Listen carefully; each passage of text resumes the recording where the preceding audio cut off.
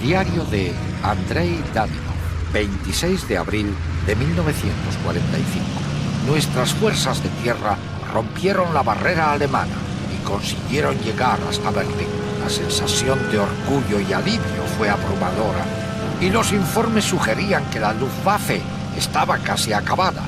Pero los informes se equivocaban. Los Messerschmitt destruyeron a todo un escuadrón de nuestros Ilyushins, y nosotros solo pudimos observar cómo lo hacían.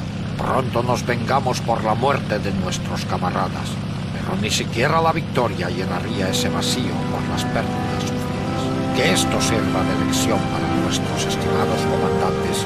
En la guerra no hay sitio ni para la arrogancia, y por supuesto, nunca hay que abandonar una misión de protección. Lo siento, camaradas. Admiro vuestro valor y prometo que no descansaré hasta que vuestras muertes tengan un significado. Y en vuestro nombre tomaremos Berlín.